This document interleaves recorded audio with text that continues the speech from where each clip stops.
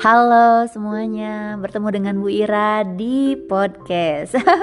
Ini podcast pertama Bu Ira, mencoba untuk bikin podcast menceritakan hal-hal yang agak sulit diceritakan di YouTube, di Instagram atau di TikTok. Karena kalau di 3 platform itu tuh kan saya suka netapin kayak durasi. Jadi kalian kalau lihat saya pasti ngomongnya agak cepet gitu karena nggak pengen berpanjang-panjang. Karena kalau video edukasi itu kalau terlalu panjang juga bakal di skip. Jadi saya pasti akan usahakan seringkas mungkin. Sementara saya tuh punya banyak cerita yang enak kayaknya kalau kita obrolin dengan santai gitu. Oke, di episode 1 ini saya bakal nyeritain sebuah kejadian 10 tahun lalu. Kalian kalau lihat komen-komen di konten-konten saya di TikTok, Instagram ataupun YouTube pasti banyak nemuin, wah pengen banget dibimbing sama Bu Ira, wah pengen deh di kampusnya Bu Ira, wah pengen banget di bimbing sama Bu Ira, bahkan wah saya kalau sidang pengennya diujinya sama Bu Ira aja gitu. Aduh, kayak malaikat, saya tuh dosen malaikat, an angel ya, aduh ya ampun. Tapi apakah demikian? Benar Bu Ira? Apakah semua mahasiswa Bu Ira tuh pengen dibimbing oleh Bu Ira? Enggak ya. Jadi 10 tahun lalu saya punya mahasiswa bimbingan. Pada satu waktu dia minta saya untuk membimbing dia. Oke, kita janjian hari Senin jam 8 pagi. Nah hari Senin tuh saya ke kampus lah jam 8. Saya tunggu, gak datang. Jam 9 belum ada. Sampai saya masuk kelas jam 10, mahasiswa itu gak juga datang ya. Selesai saya ngajar, zuhur itu ada tuh mahasiswa datang di depan prodi ya. Saya tanya dong langsung, tadi kok gak datang, kan kita janjiannya jam 8 gitu, kenapa baru datang sekarang? Saya keburu ada kelas lagi nanti gitu. Oh iya Bu, saya tuh kalau Senin pagi susah Bu, saya nggak kebagian bis, kan Senin padat katanya gitu.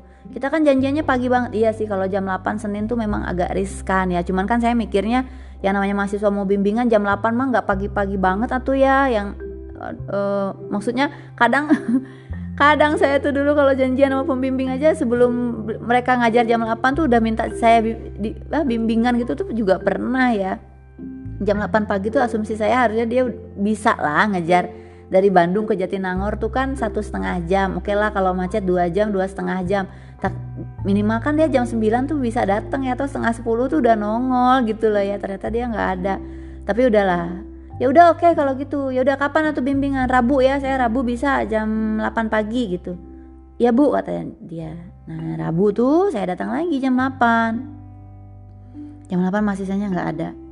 Jam 9 nggak ada juga.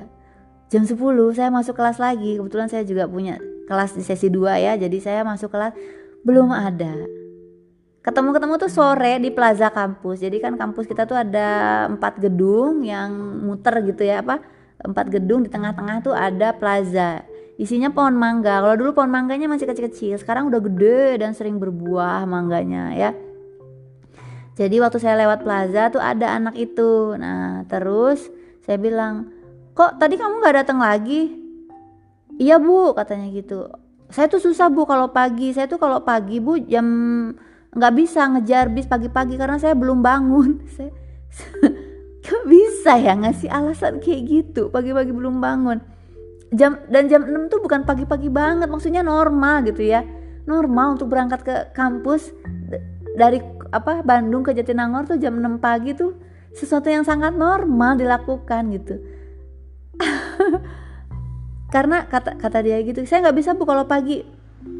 Udahlah ya, singkat cerita akhirnya ya udah kapan atuh, tapi saya bilang saya punya waktunya ya pagi gitu. Ya udah waktu itu saya janjian lagi sama dia itu nggak jam 8 banget, tapi tetap pagi. Kenapa ya pagi? Karena saya tuh kalau agak siangan dikit banyak kegiatan lain gitu loh. Ya udah kapan gitu. Jadi akhirnya janjian lagi minggu depannya sama, tapi jam 9-an gitu kalau saya nggak salah ya. Tahu nggak, dia nggak datang lagi dan nggak ketemu lama ya, sekitar hampir 2 minggu. Ketemu lagi di plaza lagi tuh, karena di plaza kami tuh ada gazebo. Jadi dia tuh kayaknya duduk di gazebo itu. Pas lihat saya lewat, dia tuh nyegat saya gitu. Saya udah agak kesel kan, karena 3 kali dia yang ingkar loh. Terus saya akan bilang, kemana kamu kemarin, kok nggak bimbingan? Udah 3 kali loh kita nggak bimbingan, padahal saya sengaja loh datang ke kampus itu pagi-pagi tuh untuk bimbingan sama kamu gitu. Terus dia bilang, yang sangat di luar dugaan saya apa yang dia katakan. Terus dia bilang gini, oh iya bu, maaf, kata dia, sebenarnya saya juga ini menemui ibu ingin usul bu. Saya kira usul waktu bimbingan atau tempat bimbingan atau apa gitu ya. Saya mau usul, saya ingin ibu diganti saja sebagai pembimbing saya. Saya tuh diem ya, nggak berkata-kata. Terus dia melanjutkan, karena menurut saya waktu ibu itu tidak sesuai dengan waktu saya. Waktu ibu membimbing itu terlalu pagi, tidak cocok dengan waktu saya. Saya tuh karena kaget, shock ya, ada mahasiswa yang segitu frontalnya minta diganti pembimbingnya gitu, padahal yang salah dia. Tapi waktu itu saya tuh spontan akhirnya ngomong gini, oh ya udah, gak apa-apa. Saya malah bilang, makasih ya karena kamu udah mengangkat beban dari hidup saya. Karena beban banget dia tuh tiap kali batal bimbingan kan saya jadi kesel ya, jadi misuh-misuh gitu loh. Karena kitanya aja udah ngeluangin waktu buat ngebimbing dia di antara kesibukan kita. Yang namanya dosen tuh kan gak muda, gak senior tuh pasti ada jenis kesibukannya masing-masing. Kalau muda tuh pasti kesibukan sebagai panitia dan lain-lain. Waktu itu saya masih muda ya, 30 tahunan. Saya udah ya silahkan gitu, saya oke kok gitu ya. Terus saya salamin dia, oke, saya bersedia kamu ganti pembimbing. Terus saya ngomong ke kaprodi saya saat itu, saya bilang, Pak, nanti kalau ada mahasiswa atas nama mahasiswa F minta diganti pembimbingnya nggak mau sama saya, Bapak nggak usah tanya macem-macem dan tidak usah meyakinkan dia untuk mencoba dulu bimbingan dengan saya, karena sudah. Dan dia nggak pernah menepati janjinya untuk bimbingan sama saya. Jadi Bapak nggak usah mencoba membuat dia mau bimbingan sama saya. Ganti aja, saya sudah setuju. Saya ceritakan kronologinya semuanya dan bukti-bukti chatnya dan semuanya. Kak Brody kita tuh ketawa. Iyalah oke. Karena anak ini sebenarnya kita juga dosen-dosen yang lain udah tahu ya. Waktu itu akhirnya diganti sama teman saya laki-laki. Karena teman saya ini termasuk sangat sabar juga ya orangnya. Dan dia bersedia menggantikan saya gitu. Saya salut sih sama bapak ini. Sebenarnya mungkin kenapa anak itu berapriori dan ke saya seperti itu pernah punya sejarah juga. Jadi ada mata kuliah di mana waktu itu saya tuh udah bilang, minggu depan kita presentasi ya, semuanya siap, karena saya nggak akan berurutan, saya akan nunjuk siapa yang presentasi. Udah pasti saya selalu bilang kalau mau ada presentasi. Nah sebenarnya nama dia itu kan F itu nggak jauh-jauh banget, kalaupun mau diurut ya pasti sebenarnya dia dapat giliran hari pertama. Dan kebetulan saya tuh ngerandom dan namanya tuh dia yang keluar, dan ternyata saya nggak tahu bahwa anaknya tuh nggak masuk, dan ternyata memang sering nggak masuk kuliah ya. Nah terus kan saya pesan, lain kali kata saya tuh ya ke teman-teman, tolong bilang dong sama dia lain kali kalau nggak masuk, padahal udah saya bilang akan ada presentasi hari ini, kalau setidaknya kasih tahu, jadi saya tahu kalau nggak hadir itu alasannya apa. Terus besoknya dia nge-WA saya dan kata-kata di WA-nya seperti ini, kenapa ibu menunjuk saya presentasi di hari pertama? Loh saya bilang kan semuanya random gitu loh, bisa siapa aja saya tunjuk presentasi gitu di hari itu. Terus dia balas lagi, saya tahu karena selama ini ibu memang selalu berpandangan negatif kepada saya.